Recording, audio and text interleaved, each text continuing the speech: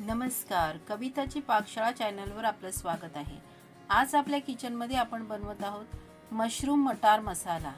तर चला रेसिपीला सुरुवात करूया। त्यासाठी इथे मी 2 चमचे तेल गरम करून घेतलं आहे। त्यामध्ये आपल्याला अर्धा चमचा जिरा, 2 ते 3 हिरवी वेलची, अर्धा इंच दालचिनी, 4 ते 5 काळी मिरी, 2 ते 3 लवंगा असं घालून परतून घ्यायचे आहे। त्यामध्ये 4 मोठे कांदे बारीक चिरून घ्यायचे आहेत। आता हे कांदे आपल्याला सोनेरी रंगावर येईपर्यंत चांगले परतून घ्यायचे आहेत। तर इथे तुम्ही पाहू शकता आपले कांदे चांगले परतून झाले आहेत। तर आता त्यामध्ये मसाले घालूया।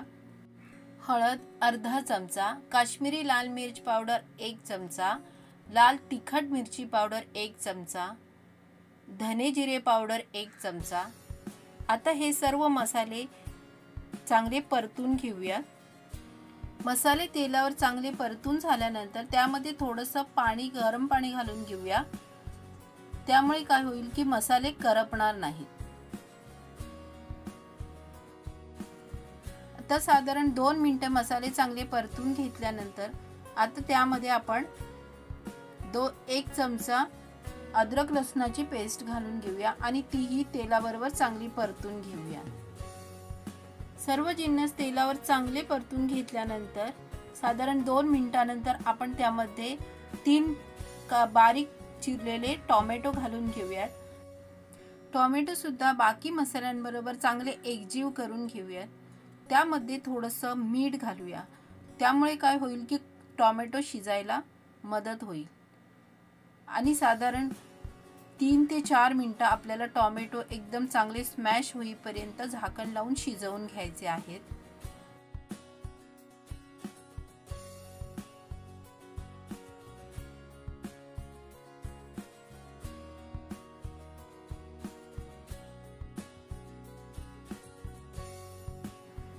साधारण 3 ते 4 मिनिटांनी तुम्ही पाहू शकता की आपले टोमॅटो चांगले शिजले आहेत। आता त्यामध्ये आपण थोडंसं दही घालून घेऊया। दही चांगलं फेटून घालायचं आहे, नाहीतर त्याच्या गुठळ्या व्हायला लागतात। त्यामुळे दही चांगलं फेटून आता ते चांगलं एकजीव करून घ्यायचं आहे।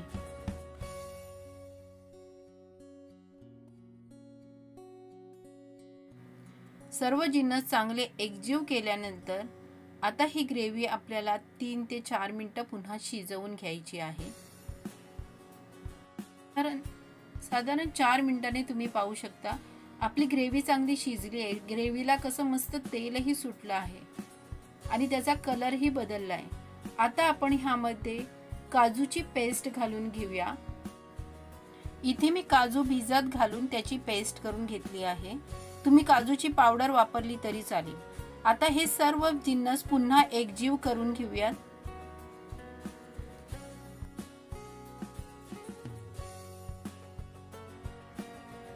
ग्रेव्ही चांगली 1 ते 2 मिनिटं आपल्याला चांगली परतून घ्यायची आहे। सर्व जिन्नस एकजीव केल्यानंतर आता आपण त्यामध्ये मटार आणि मशरूम घालून घ्यायचे आहेत आणि पुन्हा सर्व मिश्रण एकजीव करून घ्यायचं आहे।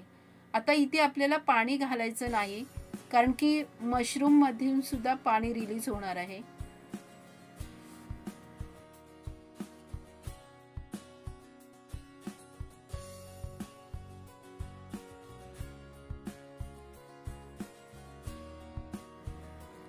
सर्व जिन्नस एकजीव झाल्यानंतर आता आपण झाकण लावून 10 ते 15 मिनिटं शिजवून घ्यायचं आहे।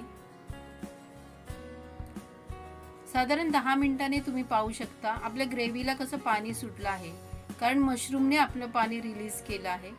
तर तुम्हाला जर जास्ती ग्रेव्ही पातळ हवी असेल तर त्यामध्ये तुम्ही थोडंसं पाणी घालून 5 मिनिटं अजून वाफवू शकता।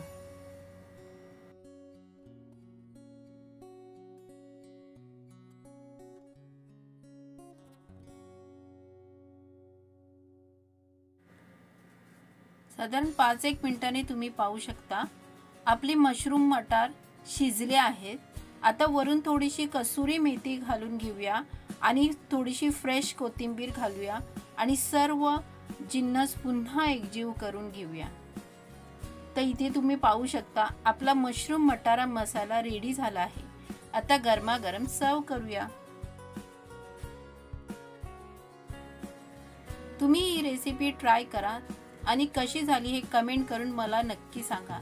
तुम्हाला जर माझी रेसिपी आवडली असेल तर लाईक करा, शेअर करा आणि अशाच नवनवीन रेसिपींसाठी कविताची पाकशाळा चॅनलला सबस्क्राईब करा।